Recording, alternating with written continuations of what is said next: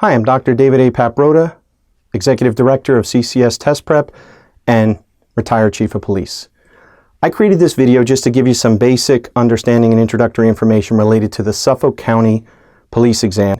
For those that are interested in the Suffolk County exam, it is expected that they are going to once again use a multi-factor psychometric exam as their test, a three-part test involving your cognitive ability, a personality or trait assessment, and then a BioData assessment.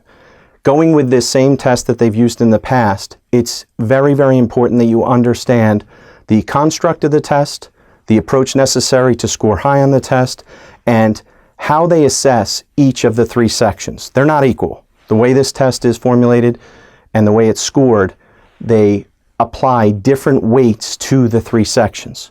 So most important is the BioData.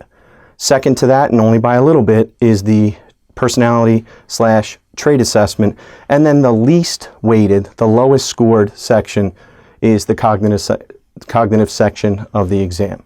So knowing that, what does that mean to you? Well, it's not going to change your approach to the exam because each portion is extremely important to achieving a top tier score. To get in that first or second round of hiring, you need to achieve a top score, which means you have to excel in each of the three sections. It's not good enough to just pass the exam. You have to be among the top percentage of candidates to make it into the respective hiring processes. So what I offer through CCS Test Prep is specific test preparation for this type of exam. I have prepared candidates throughout the country for this specific test. And there's a lot of misconceptions about it, and I'll clear up a couple in this video, but most of it is handled through my preparation course.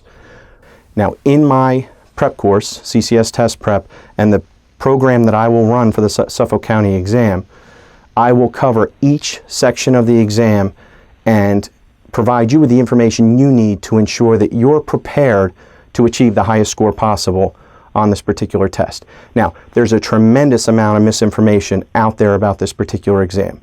Yes, there are particular approaches that will elevate your score and provide you with the opportunity to score as high as possible. And it's important that you have proper perspective and understanding of how the test works and how it is necessary to respond in certain ways to properly put forth your perspectives and your attitude, character, and traits through the assessment as you provide your answers.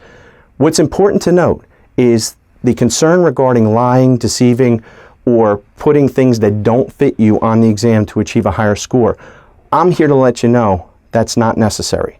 There's a huge misconception out there about how this exam works and responses, the ideal police officer, and having to put certain responses to achieve a high score. What's important for you to know is that with this particular test, only a fraction of the trait assessment statements are actually scored. Only a fraction of the BioData questions are actually scored. So the first 48 or the 48 cognitive questions that you will take, there are 6 different dimensions, 8 questions each.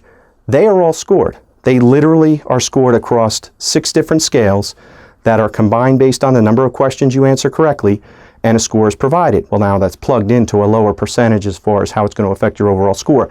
But every single one of those questions counts towards your final score. When you step over to how the trait assessment is scored, only a small portion of them are actually scored. The others are what are known as distractors. They are content intended to keep you off guard, keep you on your heels, keep you from gaming the particular assessment. There are 2 types of BioData questions that are asked. Those questions include straight biographical data, like for instance, your grades in high school. Now, BioData testing is not a mystery. BioData questions that ask about your past history are not difficult. They are all consistent. They ask about your academic performance in high school, your disciplinary issues both in school and at work, etc. Again, they're not a mystery. As far as test content, question types, etc., it's universal as far as how BioData questions are asked. What's important to note is when you're asked a straight biographical data question, again, only a fraction of them are actually scored. So going ahead and feeling the need to deceive and lie on many of the BioData questions is silly and stupid and unnecessary, and the knowing candidate knows which ones are important, which ones aren't, so you don't put yourself in a situation to where you put a verifiably incorrect response that could cause you trouble down the road. So be smart with this. Recognize with the BioData, the straight biographical questions, there is no need to be deceptive throughout that section unnecessarily. You can achieve literally a perfect score by hitting the right questions the right way and not being in a position to deceive or putting yourself in a position to be deceptive with those verifiable questions. Now, step over to the other type of BioData question. This is simply putting you in a situation, and I'll make one up, not on the test, but I'll make one up. You find yourself lost in the woods. You're hiking, you find yourself lost in the woods. How are you most likely to handle that situation? Okay, you have 5 responses to choose from. There's no deception, there's no lying there, there's no trying to fabricate your response. That is a type of question to where obviously you can learn and be taught the best approaches for dealing with difficult situations. So that situational judgment comes into play. So when you hear BioData section, biographical data, life experience section, it's not just about verifiable things about your resume or background. You also have situationally based or behavioral questions to where responses are provided. And I've tested a lot of students throughout the years, 27 years now with this type of testing, tested thousands and thousands of students, Scantron scored, computer software scored, and it is clear that people have difficulty with those type questions and responding appropriately to them. So it's not easy, it's not common sense, it's something you can definitely prepare for. On the cognitive side, on the non-cognitive side, it's all about awareness and understanding exactly what's being assessed, the manner in which responses are scored, and the type of intensity of a response that is necessary to achieve a high score. Is it a strongly? Is it just an agree? Is it going to hurt me if I put strongly? Is it going to hurt me if I just put an agree? That type of understanding before you go in and take the exam could make all the difference in the world.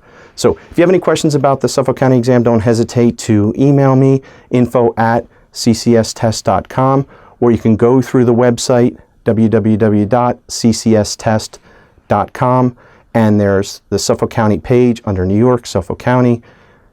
You have the Suffolk County page. You can complete the template, get on my mailing list, my email list, and I'll get information out to you as it becomes available regarding the upcoming test. I will be scheduling prep sessions, and I will have a prep program available. So again, get on my email list at ccsTest.com. My website, you have again under Test Prep, New York, Suffolk County. You can go ahead and complete that contact form for updated information. Thank you very much.